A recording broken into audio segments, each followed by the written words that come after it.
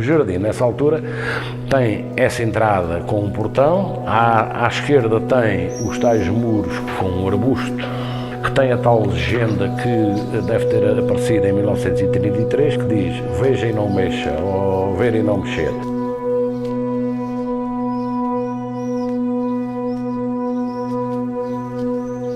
Avançamos, está o edifício onde morava o velho Simão, o jardineiro. É uma casa pequena, construída, penso eu, no início dos anos 20, que serve de morada ao Simão Vieira.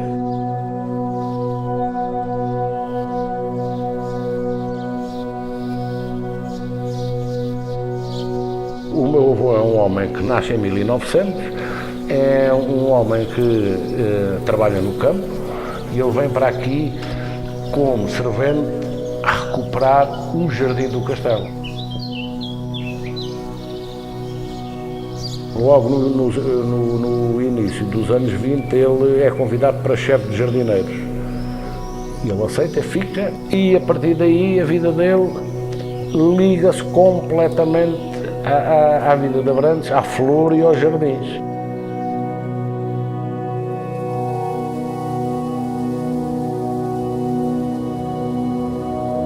O facto da Câmara e de o mestre Vieira incentivar e disputar aqui um interesse, o facto das pessoas se entusiasmarem, de gostarem e de porem flores nas varandas e nas janelas e nos canteiros e tal. Penso que é este conjunto de coisas que faz com que, durante um período ali depois de 40, a cidade comece a ter o culto da flor, porque entretanto o próprio espaço público era um incentivo a isso.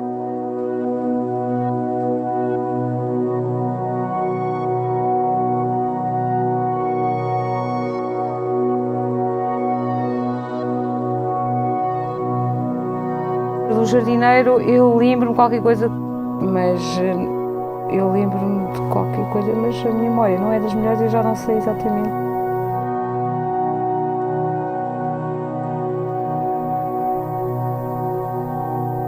Não, o clima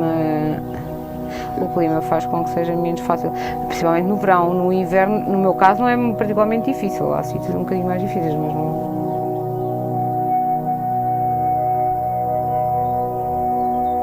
Em todo o caso, o importante é tentar conhecer as necessidades das plantas, saber quais as plantas que se adaptam melhor ao clima, porque há a questão das exigências em água, mas também há as exigências em calor frio.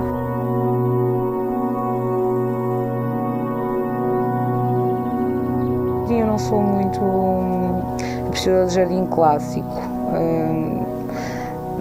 e jardim muito formal. Eu gosto de jardins mais informais e mais naturais. Eu não sou muito de construir um jardim muito formatado.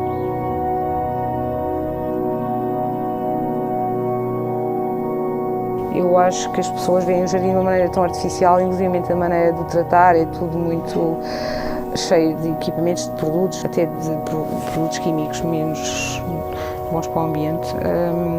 Eu acho que as pessoas veem um jardim de uma maneira só como uma amostra de cor e algum verde e não entendem aquilo como uma possibilidade de ser um ecossistema.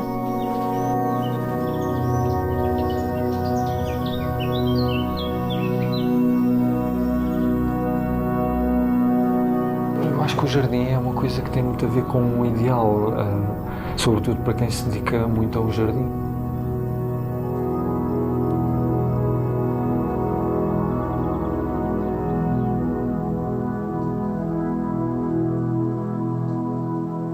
Quase que parece que tem assim uma forma mística de sobrevivência das plantas, esta relação que eles têm com os seres humanos. E essa beleza que têm consegue captar-nos a nós, não é? E fazer com que muitas consigam sobreviver para além do seu habitat. E muitas vezes deixam de existir no habitat e passam a existir nos jardins.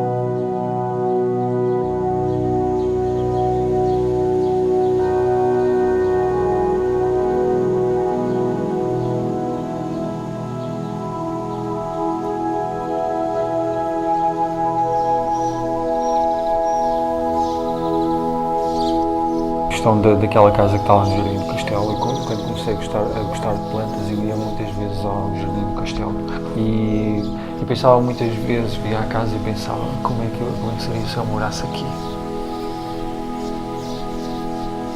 Só há poucos anos é que eu ouvi falar mesmo dessa história do jardineiro e que isso desvendou um bocado o mistério que eu tinha de como é que foram lá parar determinadas espécies, algumas das quais já desapareceram, outras que estão lá assim gigantes.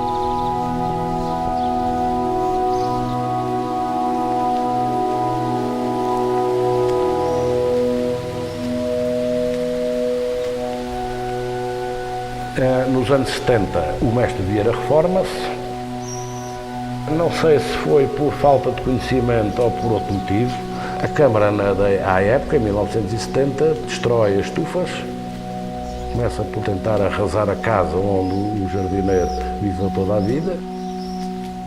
E houve aqui destruições importantes, que foi a destruição de todo o núcleo de sementes que foram acumuladas ao longo de dezenas de anos, várias espécies, e que era propriedade da Câmara, eram propriedade de todos nós, e que existiam, estavam catalogadas, estavam separadas, estavam condicionadas, tudo isso desapareceu.